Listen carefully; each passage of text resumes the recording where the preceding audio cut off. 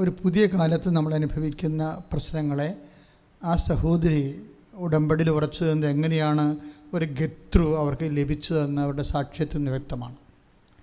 ഞാൻ എപ്പോഴും ഉടമ്പടിയിലെ ഓരോ കേസ് ഹിസ്റ്ററി എടുക്കാൻ കാരണം ഉടമ്പടി ചെയ്തു പോയ ആൾക്കാർക്ക് അവരുടെ ഓരോ വിഷയത്തിന് how to move it, how to confront it, എങ്ങനെയാണ് നിങ്ങൾക്കതിനെ പ്രതിരോധിക്കാൻ കഴിയുക, അതിന് നിങ്ങൾക്ക് പ്രത്യേക ഊർജം നൽകുന്നതാണ് നമ്മുടെ സാക്ഷ്യാനുഭവങ്ങൾ. ലിസ സഹോദര സാക്ഷ്യം അവർ പറയണത് അവർ സൗദി നേഴ്സാണ്. അവർ റിട്ടേൺ ചെയ്ത് പോരുകയാണ്.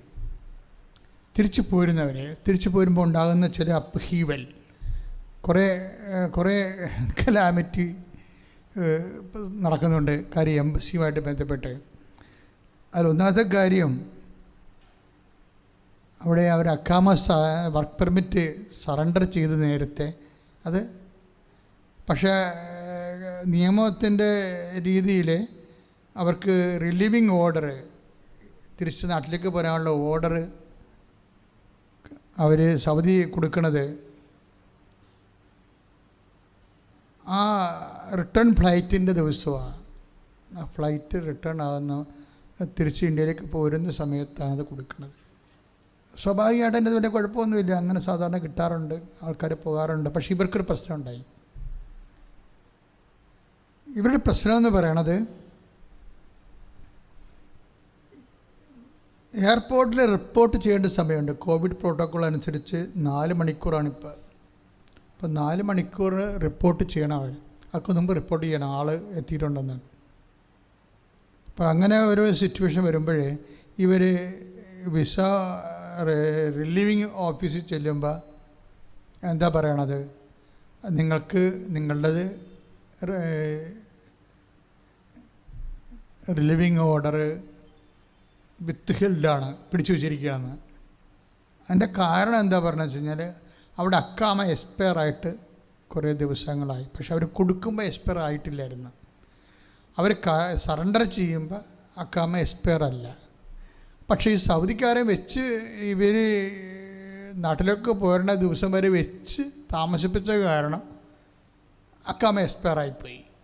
അതാണ് അപ്പോൾ ഓരോ ഇഷ്യൂ തന്നെ കണ്ടില്ലേ മക്കളെ. ഇതൊക്കെ നമ്മളെങ്ങനെ ചിന്തിച്ച്, ജീവിതം ഇങ്ങനെയാണ്, നമ്മൾ എത്ര ഷാർപ്പായിട്ട് ചിന്തിച്ച് കാൽക്കുലേറ്റ് ചെയ്താണ് ഓരോ കാര്യങ്ങൾ ചെയ്തെങ്കിലും പെട്ടെന്ന് തീ കയറി പിടിക്കും. നമ്മൾ ഈ ഒരു മിനിമം എപ്പോഴും ഒരു ദൈവത്തിൻ്റെ ലൈനിൽ എപ്പോഴും നിൽക്കുന്നത് എപ്പോഴും നല്ലതാണ്. മിനിമം എന്ന് വെച്ച് കഴിഞ്ഞാൽ ഇപ്പോൾ ആൾക്കാർ ഇഷ്യൂ ബേസ്ഡ് സ്പിരിച്വാലിറ്റിയാണ് ഫോളോ ചെയ്യുന്നത്. എല്ലാവരും അല്ല, കുറേ പേരൊക്കെ. ഒരു ഇഷ്യൂ ഉണ്ടെങ്കിൽ ആ സമയത്ത് നമ്മൾ ദൈവത്തിനോടൊക്കെ നമ്മൾ കമന്നടിച്ച് വീണൊക്കെ പ്രാർത്ഥിക്കും, വേണേൽ പല്ലും കളയും. പക്ഷേ അത് കഴിയുമ്പോൾ പിന്നെ ഇവർ ശാന്തമാകും. ഇത് വലിയ അപകടകരമായൊരവസ്ഥയാണ്. അങ്ങനെ ചെയ്യരുത്. ഒരു മിനിമം, ഇപ്പോൾ നമ്മൾ ബൈക്കൊക്കെ ഓടിക്കുന്ന സമയത്ത് റിസർവ് അതിൽ പെട്രോളുണ്ട്. ആ റിസർവ് നമുക്ക് ഇൻഡിക്കേറ്റർ കാണിക്കുമ്പോൾ ഇനിയിപ്പോൾ എത്രയും അരമണിക്കൂറുകളിൽ അടിക്കേണ്ടി വരുമെന്ന് നമുക്ക് അറിയട്ടെ. ഇതിങ്ങനെ ഒരു ഇൻഡിക്കേറ്റർ ഇല്ലാത്ത കുറേ ജീവിതങ്ങളുണ്ട്. ദൈവകൃപ പോയാൽ ഇവരറിയത്തില്ല. അത് ഭയങ്കരമായ ഒന്ന് പ്രാർത്ഥിച്ചേ മക്കളെ. കർത്താവായ ദൈവമേ, അങ്ങയുമായിട്ടുള്ള ബന്ധം നഷ്ടപ്പെട്ടാൽ പെട്ടെന്ന് എനിക്ക് അറിയാൻ പറ്റുന്ന രീതിയിലേക്ക് ആത്മീയമായി എന്നെ വളർത്തണമേ. ആത്മാവിൽ എന്നെ അഭിഷേകം ചെയ്യണം.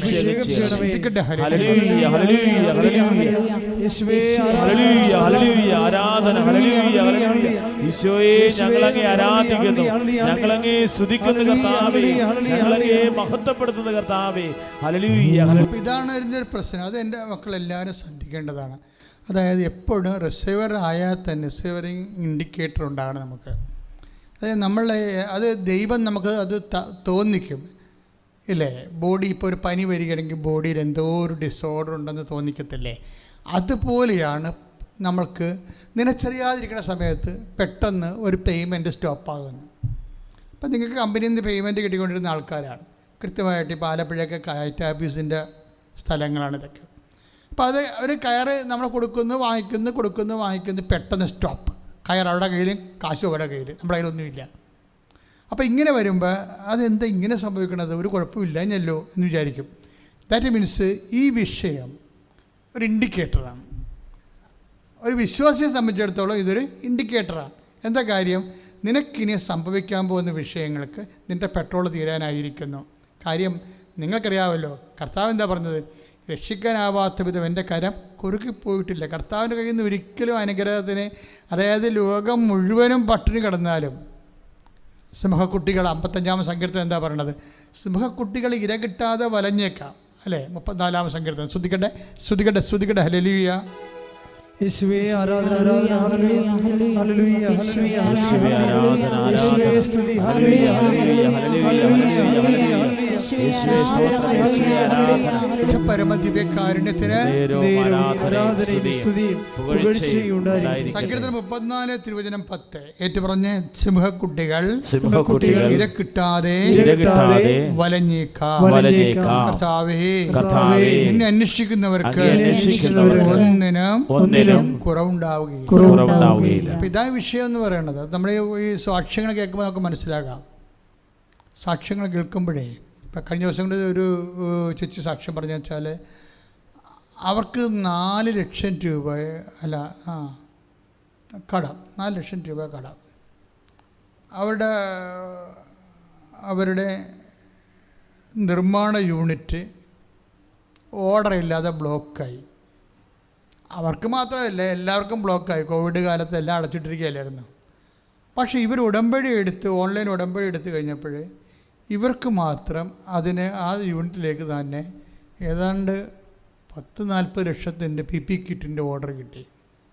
ഇത് ഇവരുടെ മാത്രം പ്രശ്നമല്ല. ആ ഇടയ്ക്ക് കുറേ ആൾക്കാർ, അതായത് ഇതെന്ന് വെച്ചാൽ ആർക്കും ഈ ലോകത്ത് വർക്ക് നടക്കുന്നില്ലെങ്കിൽ, അതാണ് സിംഹക്കുട്ടി എന്ന് പറയുമ്പോൾ അറിയാമല്ലോ, സിംഹക്കുട്ടിയാണ്, അല്ലാതെ മുയലിൻ്റെ കുട്ടിയല്ല. സിംഹക്കുട്ടി എന്ന് പറയുമ്പോൾ ഇര ഉണ്ടെങ്കിൽ ആ സാധനം പിടിച്ചിരിക്കും. അത്രയും പ്രാപ്തിയും കഴിവും ഉള്ളതാണ്. പക്ഷേ അതിന് പോലും ചിലപ്പോൾ ഇര കിട്ടത്തില്ല. ഇവിടുത്തെ മഹത്തായ സിനിമാ നടന്മാരൊക്കെ വീട്ടിലിരിക്കല്ലേ, എത്രയോ വർഷമായിട്ടിരിക്കണം, 1.5 കൊല്ലം ഇരുന്ന് ഒരു പടവും ഇല്ലാതെ. അവർക്ക് വേറെ ജോലിയൊന്നും ഇല്ലല്ലോ, ഇതല്ലേ ജോലിയുള്ളൂ, ഇതുപോലെ ഇതേ ജോലിയുള്ളൂ. അപ്പം അങ്ങനെയൊക്കെ ഉള്ള സമയത്ത് പോലും ദൈവം ചില ആൾക്കാരെ ഭയങ്കരമായിട്ട് സന്ധിച്ചു പോകും. അപ്പം നിങ്ങൾ ചോദിക്കും, ഞങ്ങളും ദൈവത്തിൻ്റെ ആൾക്കാരല്ലേ? എല്ലാവരും ദൈവത്തിൻ്റെ ആൾക്കാരാണ്. പക്ഷേ ദൈവത്തിൻ്റെ ആൾക്കാരെന്ന് പറയുമ്പോൾ എപ്പോഴും ശ്രദ്ധിക്കേണ്ടിരിക്കുമ്പോൾ, ഇപ്പോൾ എല്ലാവരും നമ്മൾ മക്കളാണല്ലേ? എല്ലാവരും ദൈവത്തിൻ്റെ മക്കളാണ്. മക്കളാണെങ്കിൽ എന്താ ഗുണം? അത് മക്കളാണെങ്കിൽ അവകാശികളാണ്. പറഞ്ഞേ, അവകാശികളാണ്. പക്ഷേ അവകാശികളാണ്. പക്ഷെ പ്രോബ്ലം എന്ന് വെച്ച് കഴിഞ്ഞാൽ, ദൂതപുത്രൻ്റെ കഥ പറയുമ്പോൾ 2 മക്കളും അവകാശികളാണ്, അല്ലേ? അതിൻ്റെ അകത്ത് ഇപ്പം ദൂതപുത്രൻ്റെ കഥയിൽ 15-ാം അധ്യായം 11-ാം വാക്യം തൊട്ടാണ് ദൂതപുത്രൻ്റെ കഥ തുടങ്ങണത്. 2 മക്കളുണ്ട്. മക്കളാണെങ്കിൽ അവകാശികളാണ്. പക്ഷെ ഇവിടെ എന്താ പ്രശ്നം? 2 മക്കളുണ്ട്, 2 പേരും അവകാശികളാണ്. പക്ഷെ എന്താ ഒരു പ്രോബ്ലം എന്ന് വെച്ച് കഴിഞ്ഞാൽ, ഈ 15-13 ഒരു മകനുണ്ട്. ഈ 15-13 മകൻ എന്തു ചെയ്യും? അവൻ ഇളയ മകനാണ്. അവനെന്ത് ചെയ്യും? അവകാശം മേടിച്ചിട്ട് അവൻ എന്ത് ചെയ്യും? വിദൂര ദേശത്തേക്ക് പോയെന്നാണ് പറയണത്, ഇല്ലേ? പിന്നെ നമുക്ക് എന്താ അവന് സംഭവിച്ചത് നമുക്കറിയാം. പക്ഷെ മക്കളാണ്, അവകാശമുണ്ട്, അതിന് അവകാശം കിട്ടിയതുമാണ്. പക്ഷെ അവൻ അപ്പൻ്റെ കൂടെ നിന്നില്ല. ഇതിൻ്റെ പ്രോബ്ലം അതാണ്. അതായത് നമ്മൾക്ക് അവകാശം കിട്ടണം കിട്ടാത്തതല്ല, നമ്മൾ എപ്പോൾ ആരുടെ കൂടെ നിൽക്കുന്നു എന്നുള്ളതാണ് പ്രശ്നം. അത് ഭയങ്കര സീരിയസാണ്. അവകാശം നിലനിൽക്കണതും അവകാശം നിലനിൽക്കണത്, അവകാശം അനുഭവിക്കാൻ യോഗ്യതയുള്ളതും 2 വിഷയങ്ങളാണ്. ഞാൻ പറഞ്ഞ് മനസ്സിലാക്കി തരാതെ അത് ഇപ്പോൾ 2 മക്കൾ, ഇവർ 2 പേരും അവകാശികളാണ്. ഇളയ മകനും മൂത്ത മകനും അവകാശിയാണ്. ഇപ്പോൾ ഇളയവൻ പറഞ്ഞ് എൻ്റെ ഓഹരി ഇങ്ങോട്ട് തരാൻ പറഞ്ഞിട്ട് അപ്പന് യാതൊരു കംപ്ലൈൻറ്റും ഇല്ലാതെ ഓഹരി അവന് കൊടുത്തു. അപ്പോൾ 15-13 വിശുദ്ധ ലൂക്കാ സുവിശേഷം 15-13 എന്താ പറയണത്? അവന് കിട്ടിയപ്പോൾ തന്നെ, ഓഹരി കിട്ടിയപ്പോൾ തന്നെ അവൻ അപ്പനിൽ നിന്ന് പതുക്കെ അകന്നു പോയി. അനുഗ്രഹം കിട്ടുമ്പോൾ അകന്നു പോകുന്ന ആൾക്കാർ ഒത്തിരി പേരുണ്ട്. അത് ഭയങ്കര രസമാണ്. അനുഗ്രഹം കിട്ടുമ്പോൾ ഇപ്പോൾ ഒരു കാനഡയിലൊക്കെ പോണില്ലേ ആൾക്കാർ, അവരെ വിളിച്ച് ചോദിച്ചാൽ നിങ്ങൾക്ക് ഇന്ന് നിങ്ങൾ ജവമാല ചെല്ലിയോ? വീട്ടിലായിരുന്ന സമയത്ത് ജവമാല ചെല്ലിയ ആൾക്കാരാണ്. അവരെ വിളിച്ച് ചോദിച്ചത് നീ ഞായറാഴ്ചയാണല്ല നീ പള്ളിയിൽ പോയോ? അമ്മ ചോദിക്കുമോ? അമ്മയും ചോദിക്കത്തില്ല. അമ്മ എന്താ ചോദിക്കുന്നത്? എടാ ശമ്പളമായാ? എൻ്റെ പെങ്ങളെ വന്നിട്ടും പോയി, അവളുടെ സ്വർണ്ണമൊക്കെ പണയം വെച്ചല്ലേ നീ പോയിരിക്കണത്, അതെടുത്ത് കൊടുക്കണ്ടേ? അപ്പോഴും ദൈവത്തെക്കുറിച്ച് അമ്മയും ചോദിക്കത്തില്ല. അതാണ് പ്രശ്നം. ഇപ്പം നമ്മൾ കൃപാസനത്തിൽ നോക്കുമ്പോൾ ഒത്തിരിയേറെ അമ്മമാരുടെ കണ്ണുനീരിന് പരിഹാരം കണ്ടിട്ടുള്ള സ്ഥലമാണ്. പക്ഷേ ഈ അമ്മമാരെന്ന് പറഞ്ഞാൽ ആരാണ്?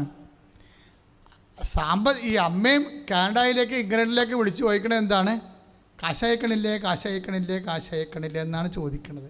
അപ്പോഴും അതുങ്ങളുടെ ആധ്യാത്മിക കാര്യങ്ങൾക്ക് ചില അമ്മമാർക്ക്, എല്ലാ അമ്മമാരെയും നമുക്ക് കാടടച്ചൊന്നും പിടിവെക്കാൻ പറ്റത്തില്ല. ചിലരൊക്കെ നല്ലവണ്ണമൊക്കെ ശ്രദ്ധിക്കുന്ന ആൾക്കാരാണ് അവരുടെ.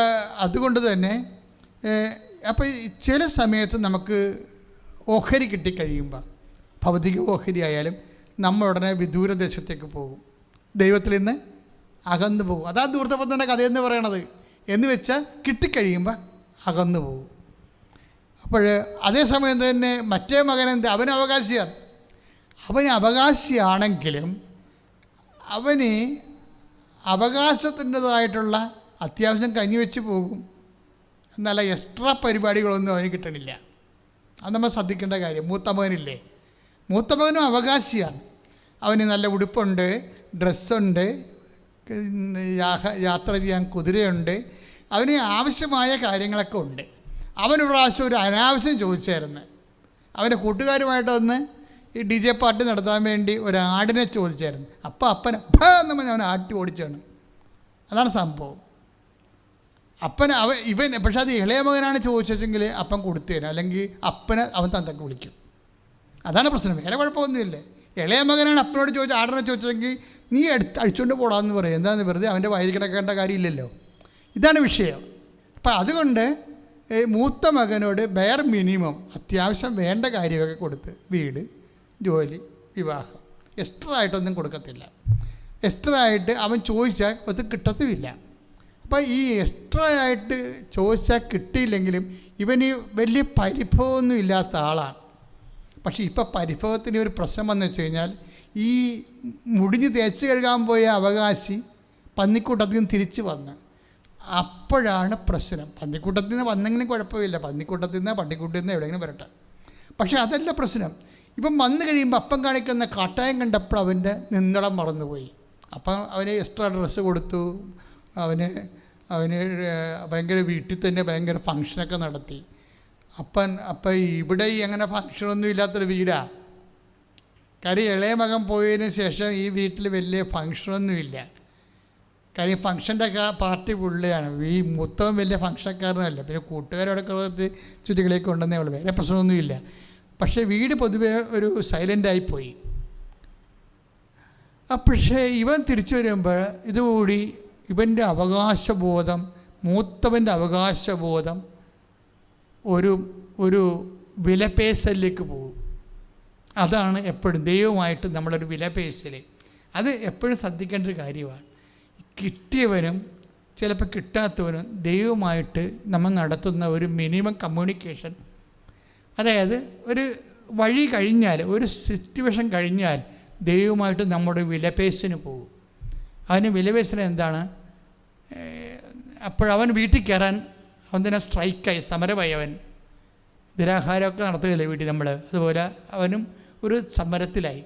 അപ്പോഴവന് മനസ്സിലാവും, അവനിനി അപ്പൻ നോക്കിയപ്പോൾ അപ്പൻ ഈ പാർട്ടിയുടെ ബഹളത്തിൻ്റെ ഇടയ്ക്ക് ജനലിനെ കൂടി നോക്കുമ്പോൾ ഇവനെ കാണുന്നുണ്ട്. അപ്പോൾ അപ്പനോടത്ത് എന്തെങ്കിലും കയറാത്തത്, ഇനി ഇവനെ കൂടി പോകുക എന്നും പറഞ്ഞ് ഇവനെപ്പോലെ പോകുകയെന്ന് വെച്ചാൽ അപ്പൻ ചാടി പുറത്ത് വീണു. അപ്പം അവനങ്ങനെ ഭയങ്കരമായിട്ട് ചുവന്ന് തൊണ്ടൊക്കെ ഇടറി ഇവൻ കുറേ ഡയലോഗ് പറയും. അതിൻ്റെ ആ ഡയലോഗിൽ ഒരു ഡയലോഗ് എന്ന് പറയണത്, അപ്പൻ എന്ത് പണിയാണ് കാണിച്ചത്, അപ്പൻ്റെ കൂടെയല്ലേ ഞാൻ ഈ കാര്യങ്ങളെല്ലാം നിന്നത്, എന്നിട്ട് ഒരു കുഞ്ഞാടിനെപ്പോലും എനിക്ക് തന്നില്ലല്ലോ. അതാണ് പുള്ളിയുടെ ബാർഗെയിൻ്റെ പ്രശ്നം. അതാണ് പുള്ളി അപ്പനുമായിട്ട് ബാർഗെയിൻ ചെയ്യുമ്പോൾ. അപ്പം നമ്മളെ ബാർഗെയിൻ ചെയ്യുന്നില്ല ദൈവമായിട്ട്. ഇപ്പം ഞാൻ പറഞ്ഞു, ഞാൻ കാറ്റഗിസത്തിന് പോകുന്നുണ്ട്, കാറ്റഗിസം പഠിപ്പിക്കുന്നുണ്ട്, ഞാൻ ഞായറാഴ്ചയാണെങ്കിലും ശരി ട്യൂഷനൊക്കെ ഒന്നും പള്ളിയിൽ പോകാതെ ഞാൻ ട്യൂഷന് പോലും പോകത്തില്ല. ഇങ്ങനെയൊക്കെ നമ്മൾ ദൈവത്തിൻ്റെ കൂടെ ഇങ്ങനെ ഒപ്പിച്ച് നിൽക്കുകയാണ്. പക്ഷെ നമ്മൾ പരിചയം തോറ്റുപോയി. അപ്പോഴാണ് നമുക്ക് അവകാശബോധം വരണത്. നമ്മൾ ഈ ട്യൂഷൻ പോയി കുർബാന കട്ട് ചെയ്ത് ട്യൂഷന് പോയ പാർട്ടി റാങ്കൊക്കെ മേടിച്ചിരിപ്പുണ്ട്. നമ്മൾ കുർബാനയ്ക്ക് പോയിട്ട് ട്യൂഷന് പോകാതെ കുർബാനയ്ക്ക് പോയ ആൾക്കാർക്ക് റാങ്കില്ല.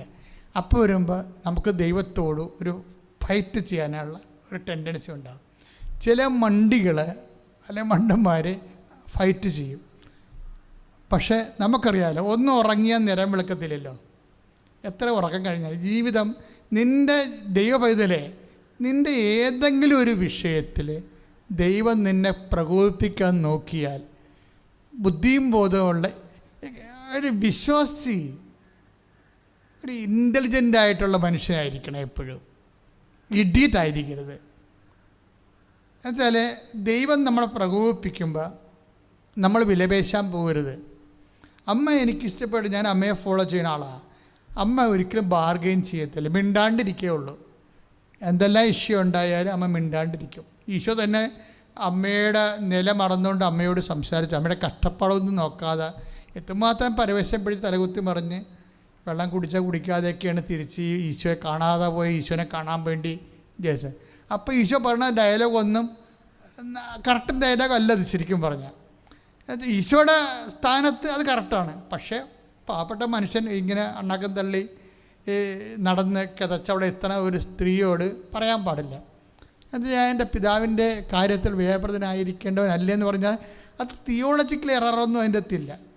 അല്ലേ, ദൈവശാസ്ത്രപരമായിട്ട് ഒരു എററുമില്ല. പക്ഷേ തകർന്ന് തരിപ്പണമായിട്ട് ഇല്ലാത്ത കാശ് ഉണ്ടാക്കി ഔസപിതാവ് ഒരാൾ പണിയെടുത്തിട്ടാണ് കാശ് ഉണ്ടാകുന്നത്. അതുകൊണ്ട് കഞ്ഞിവെപ്പ് കഴിഞ്ഞിട്ട് ബാക്കി വസ്ത്രവും കഴിഞ്ഞിട്ട് വീടിൻ്റെ മെയിൻ്റനൻസും കഴിഞ്ഞിട്ട് ബാക്കി ഇത്തിരി ഇട്ടുകൂട്ടുണ്ടാക്കിയിട്ടാണ് കൂശ് പൊട്ടിച്ചാണ് ഈ പരിപാടിക്ക് പോയിരിക്കുന്നത്. അതിനിടയ്ക്കാണ് ഈശോ അവിടെ തങ്ങണത്.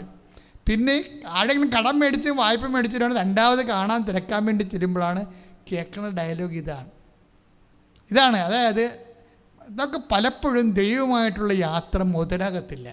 അതെപ്പോഴും നിങ്ങൾ മനസ്സിലാക്കണം. പക്ഷെ മുതലാകാത്തതല്ല, ദൈവം ഇതെല്ലാം അറിഞ്ഞുകൊണ്ട് തന്നെ ചെയ്യണ പരിപാടിയാണ്. അറിയാതെ ഒരു സാധനം ചെയ്യത്തില്ല. ഇതൊക്കെ ടെസ്റ്റ്. അതായത് നമ്മളെ ലിഫ്റ്റ് ചെയ്യാൻ ഉദ്ദേശിക്കുമ്പോൾ, നമ്മളെ ഒരു വിശ്വാസത്തിൽ നിന്നൊരു നിലവാരത്തിൽ നിന്ന് അടുത്ത നിലവാരത്തിലേക്ക് ഉയർത്താൻ നോക്കുമ്പോൾ ദൈവം ടെസ്റ്റ് ഇതാണ് നമുക്ക് തരണത്. അപ്പോൾ ഈ പരിശുദ്ധാത്മാവ് ഇല്ലാത്ത ആൾക്കാർക്ക് ഇത് മനസ്സിലാവത്തില്ല. അവർക്ക് മാനുഷികമായിട്ടുള്ള കാര്യങ്ങളെ എല്ലാത്തിൽ നിന്നും മനസ്സിലാകത്തുള്ളൂ. ഇപ്പോൾ കർത്താവിൻ്റെ പാദം കഴുകിയില്ലേ ഒരു കക്ഷി? ആരാ കർത്താവിൻ്റെ പാദം കഴുകിയത്? ലാസറിൻ്റെ പെങ്ങൾ ലാസർ ഉയർത്ത് കഴിഞ്ഞപ്പോൾ ഭയങ്കര സന്തോഷമായില്ലേ? ലാസർ ഉയർത്ത് കഴിഞ്ഞപ്പോൾ ഭയങ്കര സന്തോഷമായപ്പോൾ ലാസർ ഈശോയെ അവർ ഒരു ഉച്ചഭക്ഷണത്തിന് ക്ഷണിച്ചതിൻ്റെ കാര്യം ഈ കാല് കഴുകാൻ വേണ്ടിയായിരുന്നു. അപ്പോൾ എന്താ പ്രശ്നം വെച്ചാൽ ഇവർ തോന്നിവാസം പറഞ്ഞായിരുന്നല്ല, ഇവർ കർത്താവിൻ്റെ അടുത്ത് കുറേ തോന്നിവാസം പറഞ്ഞായിരുന്നു. എന്താ ദിവസം പറഞ്ഞത്? കർത്താവ് നീ ഇവിടെ ഉണ്ടായിരുന്ന എൻ്റെ സഹോദരൻ മരിക്കുകയില്ല, അതിനെ കൂനിയെന്നൊക്കെ പറഞ്ഞില്ലേ. അത് വലിയ കഷ്ടമായിപ്പോയി ശരിക്കും. ഇവർക്ക് പിന്നീടാണ് ലാസർ ഉയർത്ത് കഴിഞ്ഞപ്പോഴാണ് മനസ്സിലായത്, അയ്യോ അങ്ങനെയൊക്കെയുള്ള ഡയലോഗൊന്നും പറയേണ്ട കാര്യമില്ല, ഈശോയോട് അങ്ങനെയൊന്നും സംസാരിക്കാൻ പാടില്ലായിരുന്നു. അപ്പോൾ ഇവളാണ് എൻ്റെ മെയിൻ ആൾ, മറിയമായിരുന്നു അതിൻ്റെ അകത്ത് മെയിൻ ആൾ.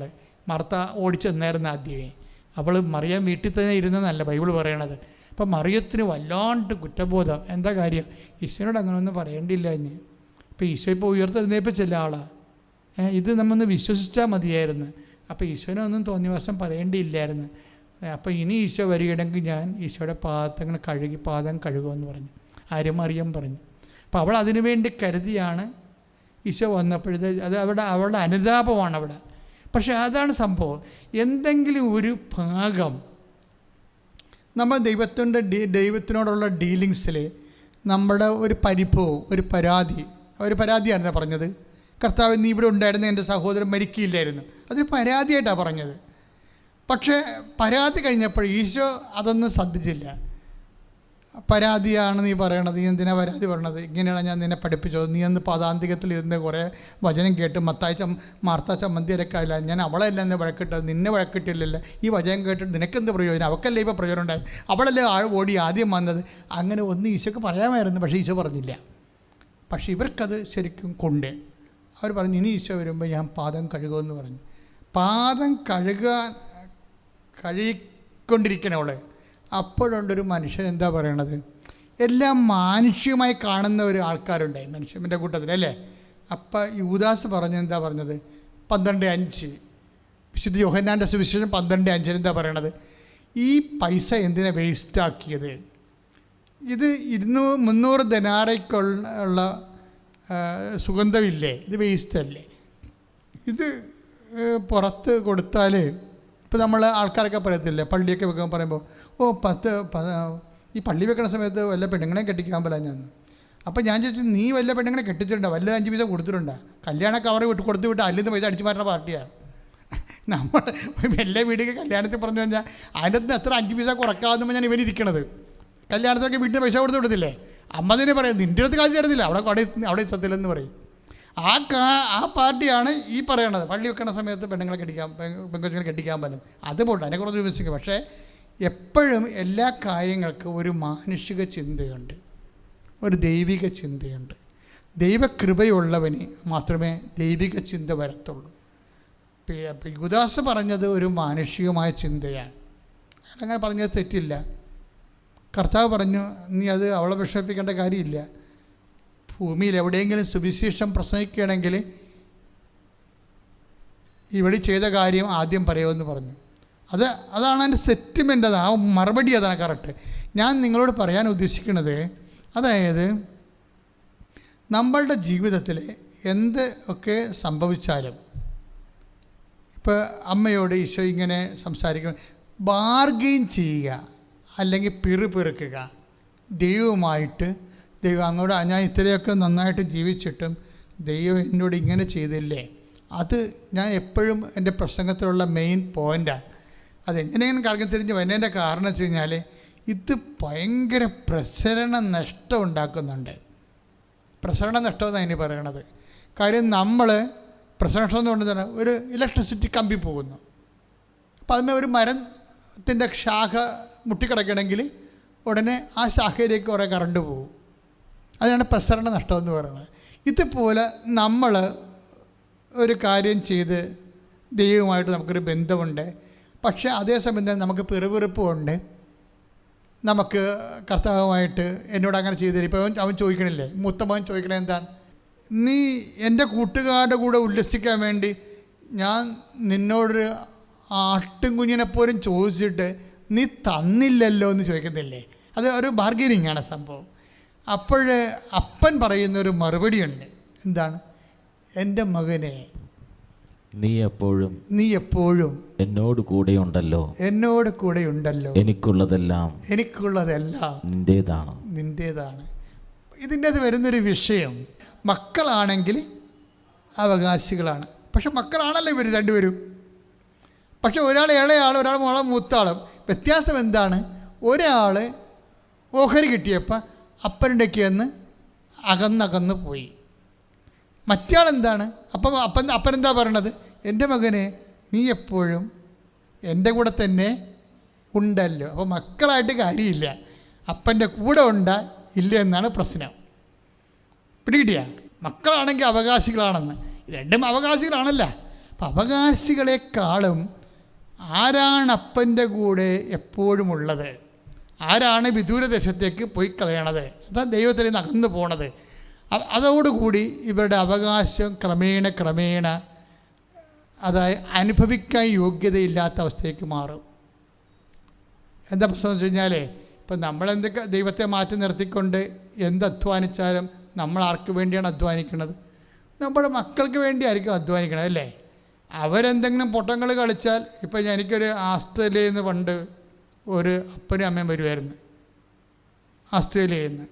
അപ്പനും അമ്മയുടെ പ്രശ്നം വെച്ച് കഴിഞ്ഞാൽ മകന് എപ്പോഴും 1 കോടി രൂപ കൊടുത്തുകൊണ്ടിരിക്കണം. 3 മാസം കൂടുമ്പോൾ 1-2 വേല 1 കോടി എന്ന് വെച്ചാൽ അവൻ അവിടെ എന്തോ ഒരു ഗാംബ്ലിംഗ് ബിസിനസ് നടത്തുകയാണ്. അപ്പോഴേ അവനൊരു സംശയം, എന്താണ്? ഇവർ കോടീശ്വരന്മാരാണ്. അതുകൊണ്ട് തന്നെ ഞാൻ ഇവരോട് അധികം സംസാരിച്ചുമില്ല. കാര്യം എന്താണ്?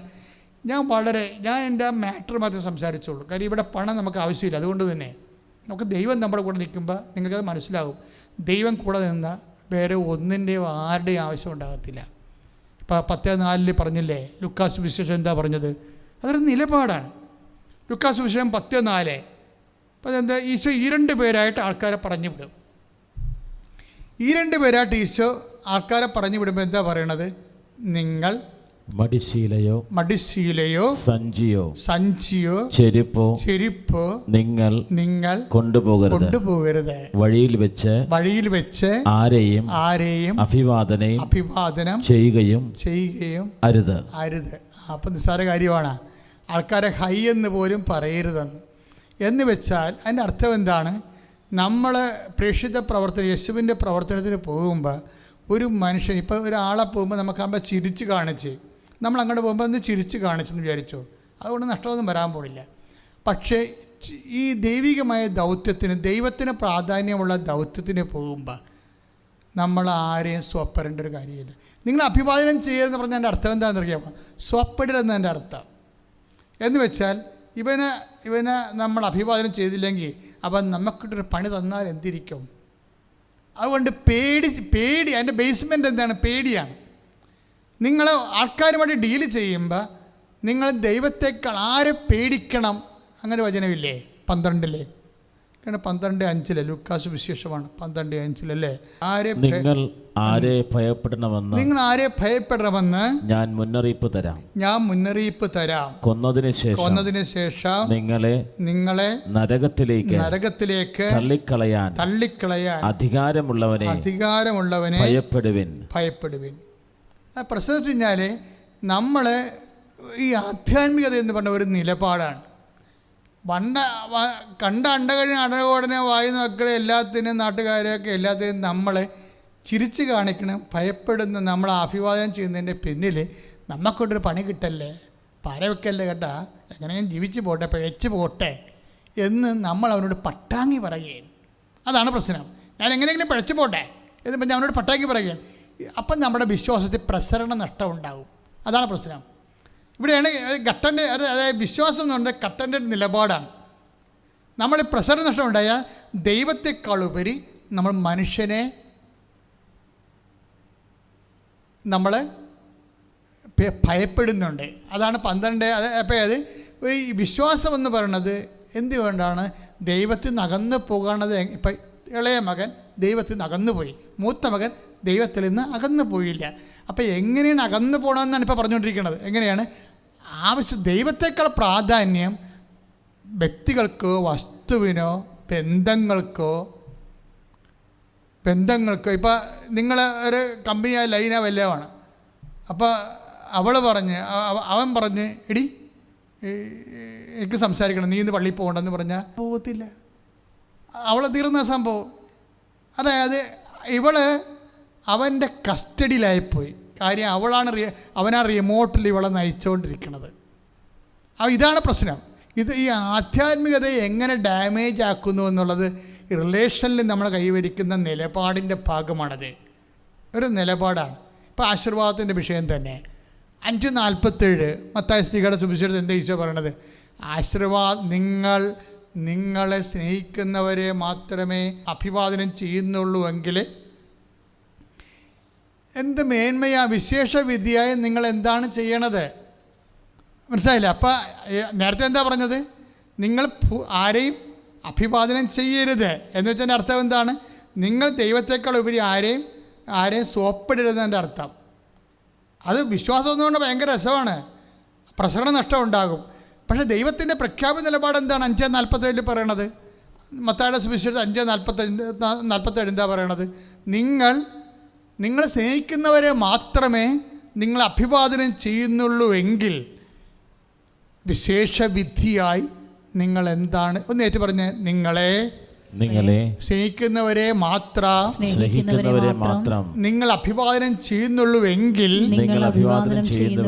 വിശേഷവിധിയായി നിങ്ങൾ എന്താണ് ചെയ്യണത്? ദൈവവേദനെ നമ്മുടെ ക്വസ്റ്റ്യൻ എന്താണ്? അവകാശം, മക്കളുടെ അവകാശം. രണ്ടുപേരും അവകാശികളാണ്. ഒരാൾ അവകാശം കൊണ്ട് അപ്പനിൽ നിന്ന് അകന്നുപോയി, മറ്റേ ആൾ അവകാശത്തോടു കൂടി അപ്പൻ്റെ കൂടെ ജീവിച്ചു. എങ്ങനെ അപ്പനിൽ നിന്ന് അകന്നു പോകുന്നു, എങ്ങനെ അപ്പൻ്റെ കൂടെ ജീവിക്കുന്നു എന്നാണ് ഇപ്പോൾ അച്ഛനിലൂടെ ഈശോ പറയണത്. നേരത്തെ പറഞ്ഞത് എന്താണ്? അഭിവാദനം പോലെയുള്ള മറ്റവരെ പേടിച്ചിട്ട് സ്വപ്പിടാൻ വേണ്ടി മനുഷ്യനെ ദൈവത്തിൻ്റെ സ്ഥാനത്തേക്ക് കൊണ്ടുവന്നിട്ടുണ്ട്. അവരുടെ ഭൗതിക അടിമകളായി മാറരുത്. അങ്ങനെ വന്നാൽ അപ്പനിൽ നിന്ന് അകന്നു പോകും. You got the point. പിടിയിട്ടേ, ഇതാണ് എൻ്റെ സത്യം. പക്ഷേ ബേസിക്കായിട്ട് ദൈവം എന്താ പറയണത്? നിങ്ങളെ 5:47 മത്തായി സുവിശേഷം എന്താ പറയണത്? നിങ്ങളെ സ്നേഹിക്കുന്നവരെ മാത്രം നിങ്ങൾ അഭിവാദനം ചെയ്താൽ വിശേഷവിധിയായി നിങ്ങളെന്താണ് ചെയ്യുന്നത്? അപ്പം എൻ്റെ അർത്ഥം അഭിവാദനം ചെയ്യണമെന്ന് ദൈവം ആഗ്രഹിക്കുന്നുണ്ട്. പക്ഷേ ദൈവത്തിൻ്റെ സ്പിരിറ്റിലായിരിക്കണം. ദൈവം ഉദ്ദേശിക്കുന്നത് എന്താണ്? അഭിവാദനം മാത്രം പോരാ. എന്താണ്? സ്നേഹിക്കുന്നവരെ മാത്രമല്ല അഭിവാദനം ചെയ്യേണ്ടത്, പിന്നെന്ത് ചെയ്യണം? ശത്രുക്കളെ അഭിവാദനം ചെയ്യണം. അതെന്തിൻ്റെ പേരിലാണ്? ദൈവസ്നേഹത്തിൻ്റെ പേരിലാണത്. അല്ലാതെ അവരെ ഭയപ്പെട്ടിട്ടല്ല. ചില ഗുണ്ടകളൊക്കെ ചില നാട്ടിലൊക്കെ ഉണ്ടാകുമല്ല. അപ്പോൾ ഗുണ്ടകളെ കാണുമ്പോൾ നമ്മൾ ആൾക്കാരെന്ത് ചെയ്യും? പുരുവാരുണ്ടാക്കാൻ വേണ്ടി പല 100 കൊടുത്താൽ മതിയല്ല. അങ്ങനെ കൊടുത്ത് സ്വാപ്പിട്ട് അഡ്ജസ്റ്റ്മെൻറ്റ് ചെയ്യും ആൾക്കാരോട്. അതായത് നമ്മുടെ ഈ വെള്ളം അടിക്കുന്ന പാർട്ടിയില്ലേ, അവർക്ക് നമ്മുടെ വീട്ടിൽ വരുമ്പോൾ ചോദിക്കുമ്പോൾ തന്നെ മാന്യം മര്യാദക്ക് വന്ന് സ്നേഹത്തോടെ ചോദിച്ചു കഴിഞ്ഞാൽ ഉണ്ടെങ്കിലും നമ്മൾ കൊടുക്കത്തില്ല. പക്ഷെ അവൻ വന്ന് 2 ഉറുമ്പ് നമ്മുടെ 200 രൂപ 500 രൂപ കൊടുക്കും. ഇതെല്ലാം നീ ദൈവത്തിൽ നകന്നു പോണ പരിപാടിയാണ്. നമ്മളെന്താ ചെയ്യേണ്ടത്? അവിടെ കക്ഷത്ത് പോകാൻ ഇടപെടുത്തല്ലേ എന്ന് പ്രാർത്ഥിക്കണം. പ്രൊട്ടക്ഷൻ പ്രേരണ വേണ്ട നമുക്കവിടെ. വയ്യാവേദികളൊക്കെ നമ്മൾ പ്രൊട്ടക്ഷനാണ് വേണ്ട. കർത്താവേ, ആടത്തും കൊണ്ട് എൻ്റെ തല വെച്ച് കൊടുക്കാനുള്ള അനുവാദം ഉണ്ടാക്കല്ലേ, ഇഷ്യം ഉണ്ടാക്കല്ലേ, എന്നെ പ്രൊട്ടക്റ്റ് ചെയ്യണമേ എന്ന് പ്രാർത്ഥിക്കണം. എന്താ കാര്യം എന്ന് വെച്ചാൽ, ഇപ്പോൾ ഉദാഹരണത്തിന് 81-ാമത്തെ സങ്കീർത്തനം കേട്ടോ, 81-ാം സങ്കീർത്തനം 13-ാമത്തെ വാക്യം, എൻ്റെ ജനം എൻ്റെ വാക്ക് കേട്ടിരുന്നുവെങ്കിൽ ഇസ്രായേൽ എൻ്റെ മാർഗത്തിൽ ചരിച്ചിരുന്നെങ്കിൽ അടുത്ത വായിച്ചോളൂ. അതിവേഗം അവരുടെ വൈരികളെ ഞാൻ കീഴ്പ്പെടുത്തുമായിരുന്നു. ദൈവത്തിൻ്റെ കാര്യമാണ്. നമ്മളെ വേദനിപ്പിക്കുകയും നമ്മുടെ കഴുത്തേ കയറാൻ വേണ്ടി വരുന്നവന്മാരെ ഒതുക്കുക എന്നുള്ളത് നമ്മുടെ പരിപാടിയല്ല. അതാണ് സങ്കീർത്തനം 81:13. എൻ്റെ ജനം എൻ്റെ വാക്ക് കേട്ടിരുന്നെങ്കിൽ എന്ന് വെച്ച് കഴിഞ്ഞാൽ ഉടമ്പടിയാണ് സംഭവം. അവൻ പറയണത് പോലെ ചെയ്തിരുന്നെങ്കിൽ, കർത്താവിൻ്റെ വചനം അനുസരിച്ചാണ് നമ്മൾ ജീവിച്ചിരുന്നെങ്കിൽ തീർച്ചയായിട്ടും ശത്രുവിനെ അതിവേഗമാണ്, സ്പീഡാണ്, ഭയങ്കര അതിവേഗം നിൻ്റെ ശത്രുക്കളെ ഞാൻ കീഴ്പ്പെടുത്തുമായിരുന്നു. അപ്പോൾ ദൈവവചനം അനുസരിച്ച് നമ്മൾ കർത്താവിൻ്റെ വേല കൃത്യമായിട്ട്, പല ആൾക്കാർക്കും അങ്ങനെയാണ്. മാന്യം മര്യാദയ്ക്ക് ദൈവത്തിന് വേണ്ടി ദൈവത്തിൻ്റെ കാര്യം മാത്രം ചിന്തിച്ച് ജീവിക്കുന്ന ആൾക്കാർക്ക് ശത്രുതയില്ല. ശത്രുവെല്ലാം അവൻ്റെ പാദത്തിൻ്റെ കീഴിലാണ്. അപ്പം അത് നിലപാടിൻ്റെ ഒരു ഭാഗമാണ്. ഇപ്പം നമ്മൾ അവനെ പേടിക്കുകയാണ് എന്ന് വെച്ചാൽ പതുക്കെ നമ്മൾ അവകാശം നഷ്ടപ്പെട്ട് ദൂർത്തപുത്രനെ പോലെ അകന്നകന്ന് പോണ പോലെ തുല്യമാണ്. അപ്പം എല്ലാം ഒരു നിലപാടാണ്. നമ്മൾ ആധ്യാത്മിക ജീവിതം എന്ന് പറഞ്ഞാൽ കുറച്ച് പ്രാർത്ഥന ചെല്ലണ പരിപാടിയല്ല. അത് സുവിശേഷ വിഹിതമായ ഒരു നിലപാട്, പ്രശ്നങ്ങളോടുള്ള ഒരു നിലപാടാണത് കാര്യം. പക്ഷേ അതിൻ്റെ അടിസ്ഥാനം എന്താ? വിശ്വാസമാണ് അടിസ്ഥാനം. വിശ്വാസം എന്ന് വെച്ച് കഴിഞ്ഞാൽ ഇപ്പോൾ ഉദാഹരണത്തിന് ഇപ്പോൾ 2 രാജാക്കന്മാർ 7:1 2 രാജാക്കന്മാരുടെ പുസ്തകം 7-ാം അധ്യായം 1-ാം വചനം. എലീശ പറഞ്ഞു കർത്താവിന്റെ വചനം ശ്രവിക്കുവിൻ. അവിടുന്ന് അരുളി ചെയ്യുന്നു, നാളെ ഈ നേരത്ത് സമരിയായുടെ കവാടത്തിൽ ഒരളവ് നേരിയ മാവ് 1 ശെക്കൽ 2 അളവ് ബാർലിയും 1 ശെക്കലും വിൽക്കപ്പെടും. Praise the Lord. അതായത് ഇതിൻ്റെ വിഷയം ഇതാണ്. അതായത് സമറിയയുമായിട്ട് യുദ്ധം, ഇവർക്ക് ഉപരോധം, ആർക്ക്? ഇസ്രായേലിന് ഉപരോധം. അപ്പോൾ ഉപരോധത്തിൻ്റെ സമയത്ത് എന്താ സംഭവിക്കുന്നത്?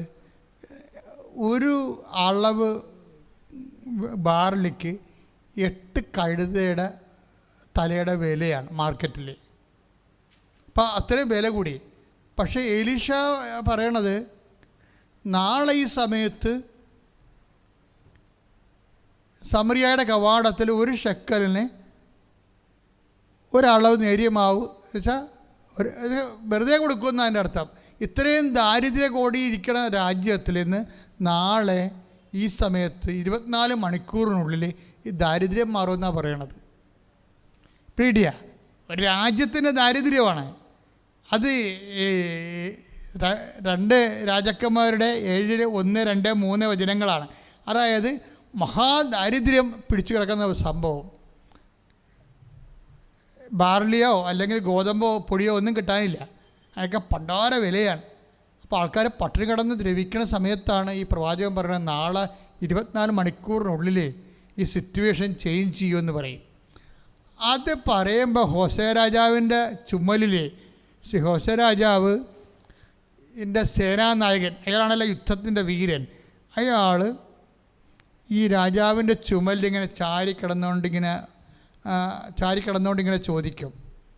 ആ കർത്താവ് ആകാശത്തിൻ്റെ കിളിവാതിലിങ്ങനെ തുറന്നാൽ പോലും ഇത് നടക്കുന്ന കാര്യം വല്ലതും ആണെന്ന് ചോദിക്കും. വിശ്വസിക്കണില്ല അയാൾ. അപ്പോൾ എലീഷ തിരിച്ചു പറയുന്നൊരു വാക്കുണ്ടാണ്, നീ സ്വന്തം കണ്ണുകൊണ്ട് അത് കാണും, എന്നാൽ അതിൽ നിന്ന് ഭക്ഷിക്കുകയില്ല, അനുഭവിക്കത്തില്ലെന്ന്. അതാണ്, അവകാശം ഉണ്ടാവും പക്ഷെ അനുഭവമില്ല. ഇതൊരു സീരിയസ് വിഷയമാണ്. മക്കളാണെങ്കിൽ നമ്മൾ അവകാശികളാണെന്ന് പറയും, പക്ഷേ അവകാശം കൊണ്ട് കാര്യമായില്ല, അനുഭവിക്കാനുള്ള യോഗ്യത വേണം. അവകാശം മക്കളാണെങ്കിൽ റോമ 1:17 മക്കളാണെങ്കിൽ അവകാശികളാണ്, പക്ഷേ അവകാശികളായതുകൊണ്ട് അനുഭവിക്കണമെന്ന് നിർബന്ധമില്ല. അതാണ് പറയണത്, നീ ഇത് കാണും. എലീഷ പറയണതാണ്, നാളെ ഈ സമയത്ത് ഇവിടെ ഗോതമ്പും ബാർലിയും ഒക്കെ ഫ്രീ ആയിട്ട് ആൾക്കാർക്ക് കൊടുക്കും. അപ്പോൾ ഇയാൾ ചോദിക്കും, ഞാനതൊന്നും വിശ്വസിക്കത്തില്ല, കർത്താവ് നേരെ ആകാശം തുറന്നു തന്നാൽ പോലും ഇതുപോലെ നടക്കണ കാര്യമാണെന്ന് ചോദിക്കും. അപ്പോൾ നമ്മൾ വിശ്വസിക്കണ കാര്യങ്ങൾ വല്ലതും നടക്കണ കാര്യമാണോ എന്ന് ചോദിക്കുന്ന ആൾക്കാർ ഇന്നുമുണ്ട് അന്നുമുണ്ട്. അവകാശം പോണ വഴി കണ്ടില്ലേ? അവകാശമുണ്ട്, പക്ഷെ എന്താ പറയണത്, എന്താ അനുഭവിക്കാൻ യോഗ്യതയില്ല. അവകാശമുണ്ട് പക്ഷെ അനുഭവിക്കാൻ യോഗ്യതയില്ല. എത്രയോ മനുഷ്യരാണ് ഈ ഭൂമിയിൽ, വലിയ അവകാശികളൊക്കെ അത്യാവശ്യം കാര്യങ്ങളൊക്കെ ഉണ്ട്, പക്ഷെ അനുഭവിക്കാൻ പറ്റണില്ല അവർക്ക്. പല കാര്യങ്ങളുകൊണ്ടാണ് പല കാര്യങ്ങൾ കൊണ്ടാണ് അവർക്ക് അനുഭവിക്കാൻ പറ്റാതിരിക്കുന്നത്. അപ്പോൾ എലീഷ പറയണത് എന്താണ്, ഇത് അവിശ്വസിക്കണം, ദൈവത്തിൻ്റെ വചനം അവിശ്വസിക്കുന്നത് കൊണ്ടല്ല അങ്ങനെ സംഭവിക്കുന്നത്. അതുകൊണ്ട് നീ ഇത് കാണും, ഇങ്ങനെ കർത്താവ് ഫ്രീ ആയിട്ട് സൗജന്യമായിട്ട് ഇതിൻ്റെ നാടിൻ്റെ പട്ടിണി മാറ്റണം നീ കാണും. പക്ഷേ ഒരു പിടി പോലും അതിൽ കഴിക്കാൻ നിങ്ങൾക്ക് പറ്റത്തില്ല. എന്താ കാര്യം വെച്ച് കഴിഞ്ഞാൽ, ഈ സമറിയയുടെ കവാടം തുറന്നത് കർത്താവ് ഒരു കുതിരയുടെ സ്വരം ഇവരെ കേൾപ്പിക്കും. സമറിയക്കാരെ വലിയ വലിയ ഭയങ്കരമായ യുദ്ധസന്നാഹത്തിൻ്റെ സ്വരം ഇവരെ വിസിൽ കേൾപ്പിക്കണേ. ഇവർ പെരുണ്ട് ഓടും, ഭയങ്കര സൈന്യം ആക്രമിക്കാമെന്ന് പറഞ്ഞ് ഓടിക്കഴിയുമ്പോൾ പാളയം ആരുമില്ലാത്ത രീതിയിൽ ഗോതമ്പ് ചാക്കുകളും അരിച്ചാക്കുകളും നിറച്ച് കിടക്കണം. ഉടനെ ഒരു 2 കുഷ്ഠരോഗികൾ വന്നിത് കണ്ടുപിടിക്കും.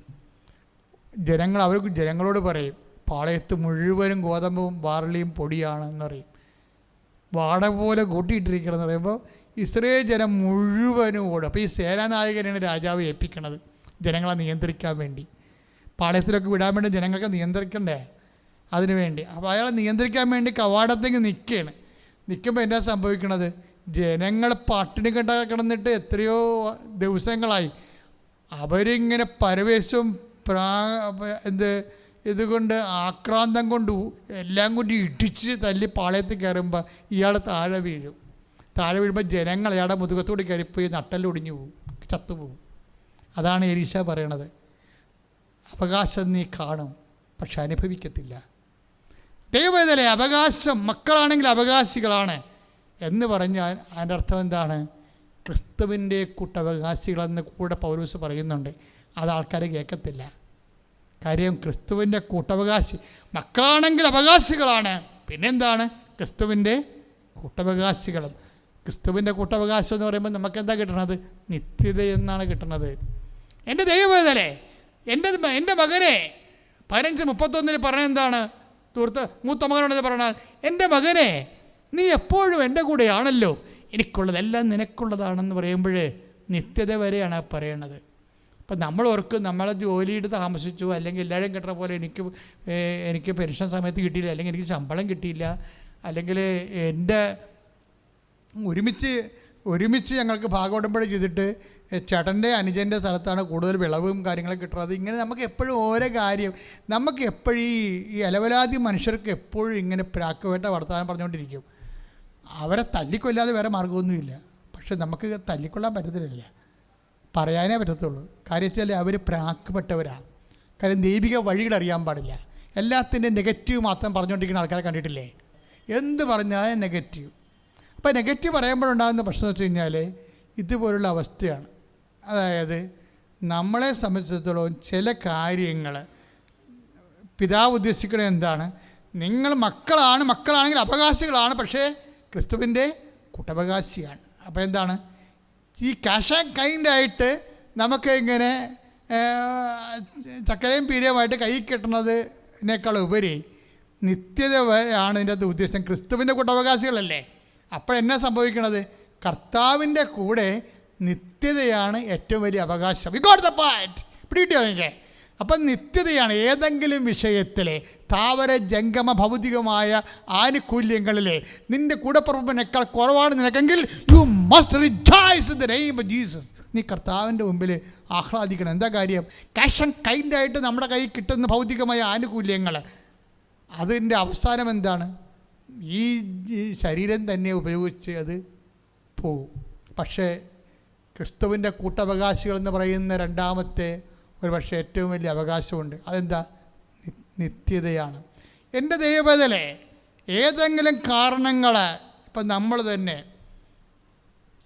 ചില ആൾക്കാർ ചോദിക്കത്തില്ലേ, എള്ള ഉണങ്ങണത് എണ്ണ കിട്ടാൻ, പാറ്റാപ്പുഴുങ്ങ ഉണങ്ങണത് എന്ത് കാണിക്കാനാണെന്ന് ചോദിക്കും. എള്ള ഉണങ്ങണത് എണ്ണ കിട്ടാൻ, പാറ്റാപ്പുഴുക്ക് ഉണങ്ങണത് എന്തിനു വേണ്ടിയാണെന്നാണ് ചോദിക്കണത്. എൻ്റെ അർത്ഥം എന്താണ്? ഇപ്പം മകനെ പരീക്ഷ എഴുതിക്കാൻ കൊണ്ടുപോകണം, മരുമകളെ പരീക്ഷ എഴുതിക്കാൻ കൊണ്ടുപോകണം, അല്ലെങ്കിൽ ചേട്ടൻ്റെ ഭാര്യനെ പരീക്ഷ എഴുതിക്കാൻ കൊണ്ടുപോകണം, അല്ലെങ്കിൽ അയൽവാസിനെ പരീക്ഷ എഴുതിക്കാൻ കൊണ്ടുപോകണം. ബാംഗ്ലൂരാണ് പരീക്ഷ നടക്കുന്നത്. നമ്മൾ അവിടെ ചെല്ലുമ്പോൾ നമ്മൾ അവിടെ കൂടെ ഒരു കൂട്ട് പോകണം. ആൾക്കാർ പ്രഗ്നൻ്റാണ്, അതുകൊണ്ടൊരു കൂട്ട് പോകണം. അപ്പോൾ കൂട്ട് പോകുമ്പോൾ അവളെന്ത് ചെയ്യും? ആ പരീക്ഷ പാസ്സായി അവിടെ നേഴ്സാകും. അവിടെ എള്ള ഉണങ്ങണ എന്തിനാണ്? എണ്ണ കിട്ടാൻ. അതിന് കൂടെ പോകണ പാറ്റാപ്പഴക്ക് എന്ത് കിട്ടാനോ? ഒന്നും കിട്ടത്തില്ല.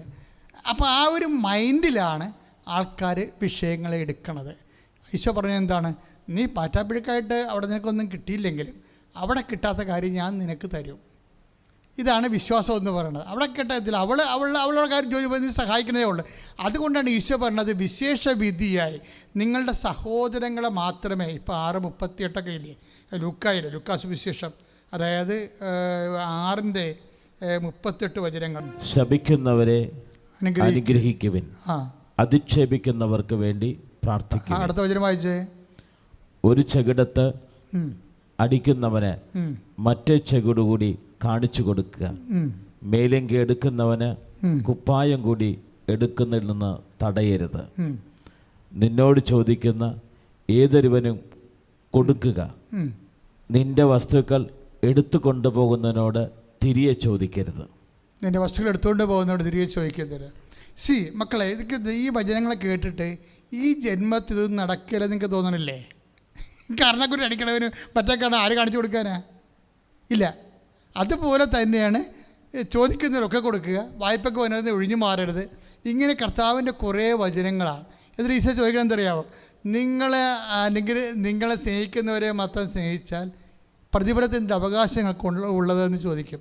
അതായത് ചില വചനങ്ങൾ, കർത്താവിൻ്റെ വചനങ്ങൾ ചെയ്യാൻ പറ്റാത്ത വചനങ്ങളാണ്. ചെയ്യാൻ പറ്റുന്ന വചനങ്ങളല്ല, ചെയ്യാൻ പറ്റാത്ത വചനങ്ങളാണ് എന്ന് വെച്ച് കഴിഞ്ഞാൽ അപ്പം നിങ്ങൾ ചോദിക്കും എന്തിനാണ് ഇങ്ങനെ ചെയ്യാൻ പറ്റാത്ത വചനങ്ങൾ ഈശോ പറയണത്? അതിൻ്റെ കാര്യം വെച്ച് കഴിഞ്ഞാൽ അത് ചെയ്യണ ആൾക്കാരുണ്ട്. അതാണ് സംഭവം. നിത്യത എന്ന് യേശുക്രിസ്തുവിനെ എന്തിനാണ്? ഇതെല്ലാം കഠിന വചനങ്ങളല്ലേ. ഈ കഠിന വചനങ്ങൾ സാധാരണ ABCD ക്രിസ്ത്യാനിക്ക് ചെയ്യാൻ പറ്റത്തില്ല. ആ വചനമേ എന്ന് പറഞ്ഞ് ഈശോ എന്ന് പറഞ്ഞ് ജീവിക്കുന്ന കക്ഷികളുണ്ട്. അവർ കണ്ണക്കുട്ടി അടിച്ചു കഴിഞ്ഞാൽ മറ്റേ കണ്ണം കാണിച്ചു കൊടുക്കും, കറക്റ്റായിട്ട് കാണിക്കുന്നത്. പക്ഷേ അത് 10,000-ൽ ഒരാളായിരിക്കും ചിലപ്പോൾ. എന്താ പ്രശ്നം? അവന് ITI വേണ്ടത്, അവന് IAS വേണ്ടത്, IAM ഒക്കെയാണ് വേണ്ടത്. ആത്മീയത്തിൽ IAM പാസ്സാകാനാണ് അവൻ്റെ സിലബസ്. അതാണ് ITIക്കാർ പറയും എനിക്ക് പറ്റത്തില്ല, സിലബസ് കട്ടിയാണെന്ന് പറയും. സിലബസ് ഒരിടം കട്ടിയല്ല. സിലബസ് ഈശോ നേരത്തെ പറഞ്ഞിട്ടുണ്ട്, ഒരു സിലബസും കട്ടിയല്ല യേശുവിൻ്റെ. ഈശോ എന്താ പറഞ്ഞത്? അധ്വാനിക്കുന്നവനെ ഭാരം വഹിക്കുന്നവനെ എൻ്റെ അടുക്ക വരിക, എൻ്റെ ഭാരം ലഘുവാണ്. തീർന്നില്ല പ്രശ്നം. എൻ്റെ സിലബസ് ലഘുവാണെന്ന് പറഞ്ഞിട്ട് കണ്ടത്. ITIക്കാരൻ പോയി IAM എഴുതുമ്പോഴാണ് അവന് പ്രശ്നം വന്നത്. അല്ലാതെ IAMൻ്റെ സിലബസ് അല്ല പ്രശ്നം. It is not meant for you എന്ന് പറഞ്ഞു കഴിഞ്ഞാൽ നമ്മൾ പറയണത് എന്താണ്? കർത്താവേ, ഈ കഠിന പദങ്ങളിലാണ് നിത്യത ഇരിക്കുന്നത്. ക്യാഷ് ആൻഡ് കൈൻഡ് പൊട്ടടിക്കണ കേസൊക്കെ ഇരിക്കുന്നത് ലഘുപദങ്ങളാണ്. അത് ആർക്ക് വേണമെങ്കിലും അതൊക്കെ ചെയ്യാൻ പറ്റും. കർത്താവ് പറയുന്ന കാര്യങ്ങളൊക്കെ ചെയ്യാൻ പറ്റും. രണ്ടുടുപ്പുള്ളവർക്കൊന്നും കൊടുക്കാൻ പറ്റും, ഒരു കുഴപ്പമില്ല. അതൊക്കെ ക്യാഷ് ആൻഡ് കൈൻഡായിട്ട് ആളുള്ളവർക്ക് ലളിതമായിട്ട് ചെയ്യാം. മറ്റെന്താ പറയണത്, നിന്നോട് ചണ്ടകൂടി ഉടുപ്പ് കരസ്ഥമാക്കുന്നതിന് മേലെങ്കിൽ കൂടി കൊടുക്കാൻ പറയുമ്പോൾ അത് കഠിന പദമാണ്. കഠിന പദങ്ങൾ എന്തിനുള്ളതാണ്? അത് നിത്യതയെ മാത്രം. അതാണ് ഞാൻ അച്ഛൻ പറഞ്ഞത് 8:17 നിങ്ങൾ അവകാശികളാണ്, പക്ഷേ എന്താണ്? യേശുക്രിസ്തുവിൻ്റെ കൂട്ടവകാശികൾ. ഈ കൂട്ടവകാശികൾക്ക് വരുന്ന പ്രശ്നം അവിടെ ടെസ്റ്റ് ഇത്തിരി കട്ടിയുള്ള ടെസ്റ്റായിരിക്കും. യേശുക്രിസ്തുവിൻ്റെ കൂട്ടവകാശിയാണ്, അല്ലാതെ മുഖ്യമന്ത്രിയുടെ കൂട്ടവകാശിയല്ല. ആ ഒരു വ്യത്യാസമുണ്ട്, അത്രേ ഉള്ളൂ. കാര്യം അതെല്ലാം തീരും ഇവിടെ. ഇപ്പം മോഡിജിയുടെ കൂട്ടവകാശി ആയാലും ആരായാലും നമ്മൾ എത്രയോ പ്രധാനമന്ത്രിമാരെ കണ്ടു, എത്രയോ പ്രസിഡന്റുമാരെ കണ്ടു. അവരുടെ സെക്രട്ടറിമാരൊന്നുമില്ല ഭൂമിയിൽ, എല്ലാം തീർന്നു, ഓവറായി. പക്ഷേ എപ്പോഴും നമ്മൾ ശ്രദ്ധിക്കേണ്ടത് ഇതാണ്, യേശുക്രിസ്തുവിൻ്റെ കൂട്ടവകാശിക്കുള്ള ഗുണം എന്താ? അത് നിത്യതയിലാണ് ഉദ്ദേശിക്കുന്നത്. അപ്പം ചില കഠിന പദങ്ങൾ നമുക്ക് തരുമ്പോൾ ആ സിലബസ് കട്ടിയാണെന്നുള്ള കാര്യം സത്യമാണ്. പക്ഷെ അത് ചെയ്യുന്നവരുണ്ട്, അതിനുവേണ്ടി ജീവിക്കുന്ന ആൾക്കാരുണ്ടല്ലോ. അവരെ സംബന്ധിച്ചിടത്തോളം യേശുവിൽ നിന്ന് അവരൊന്നും ഉദ്ദേശിക്കണില്ല. കാര്യം ഉണ്ണാനും ഉടുക്കാനും ഉറങ്ങാനൊക്കെ ഉണ്ടെങ്കിൽ അത്യാവശ്യം ഒക്കെ താങ്ക് യു വെരി മച്ച് എന്ന് പറയും. പക്ഷെ അവർ യേശുവിൽ നിന്ന് ഉദ്ദേശിക്കുന്നത് എന്താണ്? യേശു മാത്രം കൊണ്ടുവന്ന, വേറെ മതസ്ഥാപകർ ആരും കൊണ്ടുവരാത്തൊരു സംഭവമുണ്ട്. എന്താണ്? നിത്യത. ഈ നിത്യതയ്ക്ക് വേണ്ടിയാണ് യേശു വചനങ്ങൾ, കഠിന വചനങ്ങൾ ഉദ്ദേശിക്കുന്നത്. ആ നിത്യതയിൽ പോലും നമുക്കൊരു നിലനിൽപ്പ് കിട്ടുക. അപ്പോൾ എല്ലാവരും ചോദിക്കും, എല്ലാവരും ചത്ത് അവസാനം എല്ലാവർക്കും ഒരു സ്വർഗ്ഗമല്ലേ കിട്ടണത്, പിന്നെ എന്തിനാണ് ഇത് നമ്മൾ മാട്ടെ കിടന്ന് നെഞ്ചുകളെ എന്തിനാണെന്ന് ചോദിക്കും. എൻ്റെ അർത്ഥം എന്ന് വെച്ച് കഴിഞ്ഞാൽ ഒരുപോലെ അല്ല, അവനവനെ ആർജിക്കുന്ന കൃപയ്ക്ക് ആനുപാതികമാണെന്ന് നമ്മുടെ 1 കൊറിന്ത്യൻസ് 15:41 തിരുവചനം പറയുന്നുണ്ട്. നമ്മളെല്ലാം നിത്യത അനുഭവിക്കുന്നത് അവനവൻ ആർജിക്കുന്ന കൃപയ്ക്ക് തുല്യമാണ്. ചില ചേട്ടത്തിമാർ 2-3 പ്രസവിക്കും, അവർ മക്കളൊക്കെ പഠിക്കും, അവർക്ക് ജോലി കിട്ടും, കുറച്ച് അവർ മരിക്കും, പിന്നെ മക്കളും മരിക്കും, ചാപ്റ്റർ ക്ലോസ് ചെയ്യും, ഒരു കുഴപ്പമില്ല അവർക്ക്. അവർ ഈ ഭൂമിയിൽ വന്ന് അവരുടെ ജോലിയൊക്കെ ചെയ്ത് അവർ പോയി. പക്ഷേ വേറെ ഞാൻ മാരേക്കൊണ്ടൊരു ചേട്ടത്തിനെ കണ്ട്, ആ ചേട്ടത്തി മകനെയും പൊക്കിക്കൊണ്ട് വരുമ്പോൾ കർത്താവ് കുരിശ് വന്നുകൊണ്ട് അവനെ പോലെയാണ് വന്നത്. അവന് ഓട്ടിസമാണ്, വേറെ അപസ്മാരമായ എല്ലാം കൂടിയാണ്. ഇതൊന്നുമല്ല, ഭ്രാന്ത് കൊണ്ട് അവന്. ഒരു ദിവസം ഇവരെ എടുത്തിട്ട് അലക്കി ഈ ചേട്ടത്തിനെ. അപ്പോൾ എന്നിട്ട് ഇവർ അവരുടെയൊക്കെ പൊട്ടി വേദനിച്ച് വരികയാണ്, അച്ഛാ ഒന്ന് ഇലക്കി വെച്ച്. അപ്പോൾ ഞാൻ പറഞ്ഞു, എന്ത് പറ്റിയത്? ഇവന് 5 രൂപ തിന്നാൻ കൊടുക്കാഞ്ഞിട്ട് എന്നെ തല്ലിയെന്ന് പറഞ്ഞു. അപ്പോൾ അവൻ്റെ അസുഖം എന്ന് പറഞ്ഞാൽ രാവിലെ എഴുന്നേൽക്കുമ്പോൾ പച്ച നിറത്തിൽ 5 രൂപ കൊടുക്കണം അവന് എഴുന്നേറ്റ് വരുമ്പോൾ കൊടുക്കണം നമ്മൾ, വേറെ ഒന്നിനുമല്ല. അവരിങ്ങനെ ഒരു ഈടിക്ക് പ്രാന്തനെ പോലെ ചിരിക്കും. നമ്മൾ കാണണമെങ്കിൽ ചില പാരക്കാരൻ്റെ തിരക്കിടിക്കുക ചിരി കണ്ടു കഴിഞ്ഞാൽ. അപ്പോൾ ആ ചിരി ചോദിച്ചാൽ അവൻ അങ്ങനെ തന്നെ ഈ സാധനം തിന്നും. അപ്പം ചേട്ടത്തിൻ്റെ മുമ്പ് ചോദിച്ചു. ഒരു പ്രാവശ്യം അവന് 5 രൂപ കൊടുത്തില്ല, കിട്ടിയില്ല. ചേട്ടത്തി പാവപ്പെട്ട ചേട്ടത്തിയാണ്. അത് അവസാനം അവിടുത്തെ വീട്ടിൽ പോയി, മാരാക്കുളത്തിൽ വീട്ടിൽ പോയി കടം മേടിച്ച് കൊണ്ടുവന്ന് കൊടുത്ത് 5 രൂപ. അപ്പം അവനോട് തിന്ന് ഒരു ദിവസം കടം മേടിക്കാൻ പറ്റില്ല, അവനെ തല്ലുകയും ചെയ്തു. ഈ സംഭവത്തിനെ ചുമന്നുകൊണ്ട് അവർ കുരിശ് നോക്കണവർ നടക്കുകയാണ്. അപ്പോൾ അതാണ് പ്രശ്നം. ഇത്രയും വലിയ ഭാരം ചുമന്നിട്ടും അവർ വിശ്വാസത്തിൽ ഉറച്ചു നിന്ന് അവർ ജീവിക്കണം, കണ്ടില്ലേ? അവിടെയാണ് പ്രശ്നം കിടക്കണത്. അപ്പം നിങ്ങളവർക്ക് വേണം സാധാരണ ഇവിടെ ജീവിച്ച് സന്തോഷത്തോടെ മരിക്കുന്ന ആൾക്കാരും ഇതുപോലെ എക്സ്ട്രാ ഭാരം ചുമക്കുന്ന ആൾക്കാർ അവസാനം ഒരുപോലെ ഇരിക്കുമെങ്കിൽ പിന്നെ ദൈവം നീതിമാനാണെന്ന് പറയണത് എന്ത് വിഷയം? അതുകൊണ്ടാണ് 1 കൊറിന്ത്യൻസിൻ്റെ 15:41 പറയണത്, ആകാശത്ത് ചന്ദ്രനുണ്ട്, സൂര്യനുണ്ട്, നക്ഷത്രങ്ങളുണ്ട്, ഇവ തമ്മിലും പ്രഭയ്ക്ക് വ്യത്യാസമുണ്ട്, അതുപോലെയാണ് ഉത്ഥാന സമയമെന്നും. അപ്പോൾ സൂര്യനും ചന്ദ്രനും ഒരേ പ്രകാശമാണോ? അല്ല. ചന്ദ്രനും നക്ഷത്രങ്ങളും ഒരേ പ്രകാശമാണ്. പൗലോസപ്പോസ്തലൻ പറയുന്ന നക്ഷത്രങ്ങൾക്ക് തമ്മിലും പല വ്യത്യാസമുണ്ടെന്ന് പ്രകാശത്തിന്. അപ്പോൾ എൻ്റെ ദൈവപദം എപ്പോഴും നമ്മൾ മനസ്സിലാക്കണം, ഏതെങ്കിലും ഇത്തിരി പാടുള്ള സിലബസ് നമുക്ക് തന്ന്, ഇപ്പോൾ ഭർത്താവ് സംശയരോഗിയാണെന്ന് വിചാരിച്ചോ, അല്ലെങ്കിൽ നമ്മൾ എന്ത് ചെയ്താലും അയാൾക്ക് പിടിക്കത്തില്ല, അയാളുടെ പെങ്ങന്മാരാ ഒക്കെ ചെയ്ത ആനക്കാര്യമായിട്ടുള്ള കെട്ടി എഴുന്ന് വിളിക്കും. അപ്പം നമുക്ക് എന്ത് ചെയ്യും? ഉറക്കത്തിൽ വരെ വിഷം കൊടുത്ത് കൊല്ലാൻ തോന്നിപ്പോയി. കുറേ ആൾക്കാരിപ്പോൾ കൊന്നല്ല അങ്ങനെ. അപ്പോൾ ഓരോ മനുഷ്യന്മാർ ചിന്തിക്കണതാണേ, അവരെ പൊറുതി മുട്ടിട്ട് ചിന്തിച്ച് പോകണം. അവർ ചിന്തിക്കണം മാത്രമേ ഉള്ളൂ, വേറെ കുഴപ്പമൊന്നുമില്ല. പക്ഷേ മനുഷ്യരിങ്ങനെ ചിന്തിക്കേണ്ട കാലാവസ്ഥയിലൂടെ കടന്നു പോകുമ്പോൾ ചില ആൾക്കാർ മിണ്ടത്തില്ല. എന്താ കാര്യം? എൻ്റെ ജീവിതത്തിൻ്റെ അവസാനം വരെ ഈ സിലബസ് ഞാൻ എഴുതണം, ഇത് IAM പരീക്ഷയാണ് ഞാൻ എഴുതാൻ പോണത്, ഈ മനുഷ്യൻ മരിക്കണവരെ ഞാൻ അതുവരെ ഉണ്ടെങ്കിൽ ഈ കുരിശ് അതുവരെ അനുഭവിക്കണം. പക്ഷേ ഞാൻ ഈശോയ്ക്ക് വേണ്ടി ഞാൻ ഈ സംഭവം ടേക്കപ്പ് ചെയ്യും. ഈശോ എന്നിട്ട് ഈശോ എന്ത് ചെയ്യുമെന്നറിയാവോ? കറസ്പോണ്ടിങ് അനോയിൻറ്റിങ് ഉണ്ട് ഈ വിഷയത്തിനെല്ലാം. എന്ത് സംഭവിക്കുന്നു എന്നല്ല പ്രശ്നം, നമുക്കെങ്ങനെ അതിനെ അഭിമുഖീകരിക്കാൻ കഴിയുന്നു എന്നുള്ളത് വലിയൊരു വിഷയമാണ്. അതെന്ന് വെച്ചാൽ അതിനൊരു അഭിഷേകമുണ്ട്. ദൈവത്തിലെ എന്നെ ശ്രമിക്കണം നിങ്ങൾ. കാര്യം വെച്ച് കഴിഞ്ഞാൽ ഇപ്പോൾ ഇങ്ങനെ ഒരു സിറ്റുവേഷനിലാണ് നിങ്ങൾ കടന്നു പോകുന്നുണ്ടെങ്കിൽ എക്സ്ട്രാ ഗ്രേസിന് നിങ്ങൾക്ക് അവകാശമുണ്ട്. കാര്യം നിങ്ങൾക്ക് എടുത്താൽ പോകാത്ത സംഭവമാണ് കൊണ്ടുപോകുന്നത്. മകൻ കഞ്ചാവാണ്, ഭർത്താവ് സംശയരോഗി, ഈ 2 കള്ളന്മാരുടെ ഇടയിൽ നമ്മുടെ ജീവിതം കുരിശിക്കപ്പെട്ടിരിക്കുകയാണ്. അപ്പോൾ നമ്മുടെ സമയത്ത് ഇത് എടുത്തേ പറ്റത്തുള്ളൂ. അപ്പം അങ്ങനെ എന്താ സംഭവിക്കണത്? ഇതിന് കറസ്പോണ്ടിങ് ഗ്രേസ് ഉണ്ട്. കറസ്പോണ്ടിങ് ഗ്രേസ് നിങ്ങൾ ഈ 2 കള്ളന്മാരെ മാനസാന്തരപ്പെടുത്താൻ വേണ്ടി നടുക്ക് കുരിശ കിടന്ന് പ്രാർത്ഥിക്കുകയല്ല വേണ്ടത്. മറിച്ച് കർത്താവേ ഇതിനെ എല്ലാം അക്സെപ്റ്റ് ചെയ്യാൻ പറ്റിയ ആന്തരിക ഗ്രേസ് ഉണ്ട്, അത് നിങ്ങൾ ടാർഗറ്റ് ചെയ്യണം. അപ്പോഴാണ് ഈ വിഷയം മാറണത് ശരിക്കും. എന്നുവെച്ചാൽ അത്രയും കൃപയിൽ നമ്മൾ ഈ വിഷയം നമ്മളെ കർത്താവ് നീ അഗ്നിയിലൂടെ നടക്കുമെന്നല്ലേ പറഞ്ഞത്? 43:2 നീ അഗ്നിയിലൂടെ നടക്കും. എന്ത് സംഭവിക്കും? അപ്പോൾ അഗ്നി നിന്നെ വിഴുങ്ങത്തില്ല, വിഴുങ്ങാൻ ഞാൻ അനുവദിക്കത്തില്ല. ഏതെങ്കിലും കാലവശാൽ നിങ്ങളുടെ സിലബസ് കട്ടിയാണെങ്കിൽ, നിങ്ങൾ അഗ്നിയിലൂടെയാണ് നടക്കണമെങ്കിൽ അഗ്നി വിഴുങ്ങാത്ത അഭിഷേകത്തിൻ്റെ കൃപയ്ക്ക് വേണ്ടി പ്രാർത്ഥിക്കാനുള്ള അതിൻ്റെ അവകാശം നിങ്ങൾക്കുണ്ടെന്ന് എൻ്റെ അർത്ഥം. നമുക്കൊന്ന് പ്രാർത്ഥിക്കാം. കർത്താവ് ദൈവമേ, എൻ്റെ ജീവിതത്തിലെ ഞാൻ കടന്നു പോകുന്ന കാലങ്ങളിലെ പല അവസ്ഥകളിലും എനിക്ക് താങ്ങാൻ പറ്റാതെ ചിലപ്പോൾ നാട് വിട്ടു പോകാൻ തോന്നും, ചിലപ്പോൾ മരിച്ചു കളയാൻ തോന്നും, ചിലപ്പോൾ ഭ്രാന്ത് വന്നെങ്കിലെന്ന് ചിന്തിച്ചു പോകും.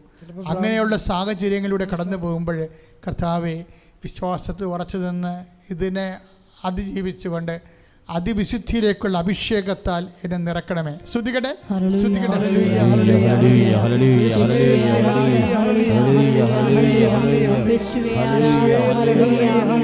കപ്പാസിറ്റി എന്ന സംഭവമുണ്ട്. വെച്ച് കഴിഞ്ഞാൽ പ്രാപ്തി, ദൈവത്തിരുസന്നിധി പ്രാപ്തി കൂട്ടിയാൽ കാര്യങ്ങൾ ഒത്തിരി. ഇപ്പം നമ്മളുടെ പല പ്രശ്നങ്ങളുടെയും കാര്യം പ്രാപ്തി ഇല്ലാത്തതാണ്. ഇപ്പം എന്താ വെച്ചാൽ ഉദ്ദേശിക്കുന്നത്? ഇപ്പോൾ ഉദാഹരണത്തിന് ഇപ്പോൾ ഈ നമ്മൾ ആദ്യം പറഞ്ഞ ഒരു ആളില്ലേ, ലിസി എവിടെയാ സ്ഥലം? ലിസി മുക്കന്നൂർ അല്ലേ, തൃശ്ശൂരാണ്. അപ്പോൾ ആ ചേച്ചിയുടെ വിഷയം എന്ന് വെച്ചാൽ ഇത്രയും പ്രശ്നം ഉണ്ടായ സമയത്ത് അവിടെ പ്രശ്നം എന്താണ്? അക്കാമ സറണ്ടറായിട്ട്, പക്ഷേ അക്കാമയെ എൻ്റെ കാലഹരണപ്പെട്ടു പോയി. അതുകൊണ്ട് അവർക്ക് റിലീവിങ് ഓർഡർ കിട്ടത്തില്ല, അതുകൊണ്ട് നാട്ടിലോട്ട് പോകാൻ പറ്റത്തില്ല. ഇന്നാണ് ഫ്ലൈറ്റ്, ഇന്ന് ഫ്ലൈറ്റാണ്, 4 മണിക്കൂർ മുമ്പ് അവിടെ റിപ്പോർട്ട് ചെയ്യേണ്ടതാണ്. പക്ഷേ ഇതൊന്നും നടക്കത്തില്ല. പക്ഷേ അതേക്കാൾ ഉപരി അവർ അവിടെ നിന്ന് ഇറങ്ങിപ്പോകുന്നു. എവിടെ നിന്നാണ്? വാടക താമസിക്കുമായിരുന്നു, വാടക വിട്ടു പോകുന്നു. അപ്പോൾ ഇനി എന്ത്? അകത്ത് കയറാനും പറ്റത്തില്ല, 2 ആഴ്ച കഴിഞ്ഞ് നടക്കത്തുള്ളൂ. ഇങ്ങനെ അവർ നിന്ന് കത്തുക. അപ്പോൾ എന്താ പ്രശ്നം വെച്ച് കഴിഞ്ഞാൽ ഈ സമയത്ത് ഇവർ പറയുന്ന ഒരു ഡയലോഗുണ്ട്, മകളോട് പറയുന്ന ഒരു ഡയലോഗുണ്ട്. അപ്പോൾ എൻ്റെ മകളെ, കൃപാസനത്തിലെ മാതാവ് സഞ്ചാരി മാതാവാണ്. അച്ഛൻ പറഞ്ഞിട്ടുണ്ട് പറന്നിവിടെ എംബസി എത്തും. നീ നോക്കിക്കോ, 2 മിനിറ്റിൽ അമ്മ പറന്ന് എംബസി എത്തുമെന്ന് പറഞ്ഞു. എൻ്റെ അമ്മേ, 2 മിനിറ്റിനുള്ളിൽ ഇവർ അവിടെ സീനിയർ ഓഫീസേഴ്സിനൊക്കെ വിളിച്ച് എല്ലാവരും കൂടി വന്ന് സെറ്റാക്കി മാതാവ് നിന്ന് അത് ചെയ്ത്. എന്നിട്ട് ഇവർ പറഞ്ഞു നിങ്ങളങ്ങോട്ട് നേരെ പൊയ്ക്കോളൂ, പോകുന്ന വഴിക്ക് വിസ റിലീവിങ് ഓർഡറും ഒക്കെ ആയിരിക്കും എന്ന് പറഞ്ഞു. വെച്ചാൽ സ്പീഡാണ്. പക്ഷേ അതല്ല, അവിടെ ഒരു പ്രഖ്യാപനമുണ്ട്. എന്താ പ്രശ്നം? നിന്ന് കത്തുമ്പോൾ ഒരു പ്രഖ്യാപനം, ബോധം കെട്ട് വീഴുകയല്ല. ഈ വിശ്വാസം ഇല്ലാത്തവരാണെങ്കിൽ ചങ്കിടിച്ച് വീഴും. പ്രാർത്ഥിക്കുന്ന ആൾക്കാരാണെങ്കിൽ പ്രാർത്ഥിക്കാൻ നോക്കും. പക്ഷേ ഈ പ്രാർത്ഥിച്ച് പരിചയമില്ലാത്തവർ ഇതുപോലുള്ള മോശം ടൈമിൽ പ്രാർത്ഥിച്ച ഒക്കത്തുമില്ല. അതാണ് എൻ്റെ വിഷയം. അതുകൊണ്ടാണ് അച്ഛൻ ആദ്യമേ പറഞ്ഞത് പ്രാർത്ഥിക്കാൻ ഉദ്ദേശിക്കുന്നവരെ മിനിമം പ്രാർത്ഥന ജീവിതം നിലനിർത്തിക്കൊണ്ട് പോകണം. ഈ ലിസി ആ ടൈപ്പാണ്. അവർ മിനിമം പ്രാർത്ഥനാ ജീവിതം നിലനിർത്തിക്കൊണ്ട് പോകണ കാരണം അവർക്ക് നല്ല ഉറപ്പാണ്. തന്നെയല്ല ഈ ലിസി 1 മാസം മുമ്പ് ഒരു സ്വപ്നം കണ്ടായിരുന്നു. ലിസി കണ്ട സ്വപ്നം ഭയങ്കര വിറ്റാണ്. അതായത് ഭയങ്കരമായിട്ട് തീ കത്തണം. തീ കത്തുമ്പോൾ കൃപാസനം മാതാവ് ചിറക് ധരിച്ച് ഈ തീയിൽ നിന്നകത്തേട്ട് പുറത്തേക്ക് വരണം. അതാണ് കണ്ട സ്വപ്നം. അപ്പോൾ ഉടനെ ലിസി വിചാരിച്ചു, ദൈവമേ വല്ലയിടത്തും തീ പിടിക്കാൻ വേണം, മാതാവേ തീ കെടുത്തേക്കണേ എന്ന് പറഞ്ഞ് ഇവർ പ്രാർത്ഥിച്ച്. പക്ഷേ തീ പിടിച്ചാർക്കാണ്? ഇവർക്ക് തന്നെയാണ്. ഈ എംബസി സംഭവിക്കാൻ പോകുന്ന കാര്യം അമ്മ നേരത്തെ കാണിച്ചു കൊടുത്തതാണ്. എംബസി സംഭവിക്കാൻ പോണത് നീ നിന്ന് കത്തുന്ന ഈ എംബസിയിൽ, പക്ഷേ ഞാൻ ചിറകും ധരിച്ച് വന്നിട്ട് നിന്നെ അവിടെ നിന്ന് റിലീവ് ചെയ്യും. അതാണ് അതായത് ഞാനിപ്പോൾ നിങ്ങൾ പറയുമ്പോൾ നിങ്ങൾക്ക് ചില സമയത്ത് ഇത് ഉൾക്കൊള്ളാൻ ചിലപ്പോൾ പാടായിട്ട് തോന്നും. പക്ഷേ സംഭവിച്ചു കഴിഞ്ഞാൽ നമ്മളൊക്കെ ഒരു സങ്കല്പ വിശ്വാസികളാണ്, വിശ്വാസികളല്ല. എല്ലാവരും ആണെന്ന് ഞാൻ പറയില്ല. വിശ്വാസി അപ്പൻ്റെ അമ്മയും ക്രിസ്ത്യാനികളായതുകൊണ്ട് അങ്ങനെ ജീവിച്ച് ക്രിസ്ത്യാനിയായിട്ട് ജനിച്ച് അവരുടെ പേരൊക്കെ ഇട്ട് അങ്ങനെ പോയി ജീവിക്കണം എന്നല്ലാതെ വേറെ കഥ ഒന്നുമില്ല. അപ്പം അതുകൊണ്ട് തന്നെ ദൈവദൈവസന്ധി പോയിൻ്റ് കുറവാണ്. പോയിൻ്റ് കൂടണമെന്നുണ്ടെങ്കിൽ ഉള്ള മാർഗം ഈ 5:47 മത്തായിയുടെ സുവിശേഷം 5:47. എന്താ പ്രശ്നം? വിശേഷ വിധിയായി നിങ്ങൾ എന്താണ് ചെയ്യണത്? എന്നുവെച്ചാൽ നിങ്ങളോട് പറഞ്ഞിരിക്കുന്നതിനേക്കാൾ കൂടുതലായിട്ട് നിങ്ങൾ എന്താണ് ചെയ്യണത്? അതായത് സഹോദരങ്ങളെ മാത്രം നിങ്ങൾ അഭിവാദനം ചെയ്യുന്നുവെങ്കിൽ വിശേഷ വിധിയായി എന്താണ് നിങ്ങൾ ചെയ്യുന്നത്? അതാണ് ഇപ്പം ദൈവത്തിൻ്റെ ഒരു മിനിമം ഗ്യാരണ്ടി നിലനിർത്താനുള്ള മാർഗം എന്താണ്? എക്സ്ട്രാ ആയിട്ടുള്ള കാര്യങ്ങൾ ചെയ്യണം. ഇപ്പം ഈ ലിസിയുടെ കാര്യം ചോദിക്കണത്, ലിസിയുടെ ആങ്ങളയ്ക്ക് മഞ്ഞപ്പിത്തമാണ്, ഷിപ്പ്യാർഡിലാണ് ജോലി, മഞ്ഞപ്പിത്തമാണ്. ഇപ്പോൾ മഞ്ഞപ്പിത്തമായിട്ട് ബെഡ്റൂമിൽ കൂടി, കരളിൻ്റെ ബെഡ്റൂമിൽ കൂടിയിട്ട് അയാൾ അവിടുന്ന് ജോലിയിൽ നിന്ന് പറഞ്ഞു വിട്ടു. അപ്പോൾ ഈ ലിസിയുടെ ചേച്ചിമാർ രണ്ടുപേരും ഇതുപോലെ ഈ അഡാറ് ഫെയ്ത്തുള്ള ആൾക്കാരാണ്. ഈ കക്ഷികൾ നേരെ വന്ന് ഇവിടെ ഉടമ്പടി ചെയ്ത് ആങ്ങളെയും കൊണ്ടുവന്ന് ഉടമ്പടി ചെയ്യും. ഉടമ്പടി ചെയ്താൽ ഇവളോട് പറയണത്, ഞങ്ങൾ ഉടമ്പടി ചെയ്തിട്ടുണ്ട്, നീയും പ്രാർത്ഥിച്ചേക്കണമെന്ന് പറയും. കാരണം ചേട്ടായിയെ പറഞ്ഞു വിട്ടു, ഹോസ്പിറ്റലിൽ അവിടെ ജോലിയിൽ നിന്ന് പറഞ്ഞു വിട്ടിട്ടുണ്ടെന്ന് പറയും. ചേട്ടായിക്ക് ജോലി ബിൽഡറും കൂടുന്നില്ല, മഞ്ഞപ്പിത്തം കൂടിയിട്ട് മഹോദരത്തിലേക്ക് പോയിക്കൊണ്ടിരിക്കുകയാണെന്ന് പറയും. പക്ഷേ ഇവരെന്നാ ചെയ്യണമെന്ന് വെച്ച് കഴിഞ്ഞാൽ ഇവർ നമ്മൾ പറയാത്തൊരു പരിപാടി ചെയ്യും. എന്താ ചെയ്യണത്? ഇവിടുന്ന് ഷിപ്പ്യാർഡ് വരെ ഈ ആങ്ങളെ നടുക്ക് കാറിൽ ഇരുത്തിക്കൊണ്ട് ഇവിടുന്ന് ഷിപ്പ്യാർഡ് വരെ അവർ ജവന്മാർ ചെല്ലും. അത് നമ്മൾ പറയാത്ത സാധനമാണ്. അത് നമ്മൾ പറയാത്ത സമയം എക്സ്ട്രാ ചെയ്യണതാണത്. ഇങ്ങനെ ഒരു 3 പ്രാവശ്യം ഇവിടെ വരികയും മാതാവിനെ കാണുകയും പോവുകയും ചെയ്ത് കഴിയുമ്പോൾ എന്താ പറ്റുമെന്ന് അറിയാമോ? ഒറ്റ ആഴ്ച കൊണ്ട് ബിൽഡറുവിൻ നോർമലാകുക തന്നെയല്ല, ഷിപ്പ്യാർഡിലും കൂടി തിരിച്ചെടുക്കും. സ്പീഡാണിത്. അത് വെച്ച് കഴിഞ്ഞാൽ നമ്മൾ എക്സ്ട്രാ ചെയ്യണതാണ് വിഷയം. ഇപ്പോൾ ഒരു അനുവിൻ്റെ സാക്ഷി, അനു മരിയ ഇതുപോലൊരു സംഭവമാണ് എക്സ്ട്രാ. അതാണ് എക്സ്ട്രാ. അതായത് നിങ്ങൾക്ക് ദൈവമായിട്ട് മിനിമം യോഗ്യതയുള്ളെങ്കിൽ ഇത് വർദ്ധിപ്പിക്കാനുള്ള മാർഗം വിശേഷ വിധിയായി ചെയ്യണ കാര്യങ്ങളാണ്. ഇപ്പോൾ കഴിഞ്ഞ ദിവസങ്ങളിൽ ജോസിൻ്റെ സാക്ഷി, അയാൾ തൃശ്ശൂർക്കാരനാണ്, പക്ഷേ അയാൾ ജോലി ചെയ്യണത് ഗോവയിലെ ബോംബെയിൽ എവിടെയാണ്.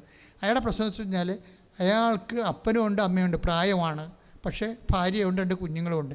ഇത് എല്ലാവരെയും കൂടി നോക്കാൻ വേണ്ടി പാവപ്പെട്ടവൻ്റെ ജോലിയേ ഉള്ളൂ. MNC അയാൾക്കൊരു ജോലിയുണ്ട്. ഈ ജോലി പോകുമ്പോൾ അപ്പം വന്ന് ഉടമ്പടി എടുക്കും. അപ്പോൾ അയാൾ നാട്ടിൽ വരുമ്പോൾ ജോലി അവിടെ പോയിരുന്നു, പക്ഷേ അപ്പനോട് അമ്മയോടും പറഞ്ഞു കഴിഞ്ഞാൽ അവർ തകർന്നു പോകും. പറയാതെ അയാൾ വന്ന് വേറെ ഉടമ്പടി എടുക്കുമ്പോൾ അപ്പോൾ ഞാൻ ഇവിടെ ഇപ്പോൾ ഉണ്ടായിരുന്നു. അപ്പോൾ അയാൾ വന്ന് എന്നെ കണ്ട്, പക്ഷേ എനിക്ക് സാധാരണ ഉടമ്പടി പുതുക്കാത്ത ആൾക്കാർക്ക് ഞാൻ ശ്രദ്ധിക്കത്തില്ല. കാര്യം പ്രോസസ്സിലിരിക്കുകയല്ലേ അവർ. പ്രോസസ്സിലിരുന്ന് കഴിഞ്ഞാൽ ഞാൻ കണ്ടു കഴിഞ്ഞാൽ പിന്നെ അവർ ആ ഉടമ്പടി പോയി, അപ്പം പിന്നെ അവർക്ക് കൊടുക്കാൻ തന്നെ പാണ്ടാവും. അവർ ഞാൻ നോക്കത്തില്ല.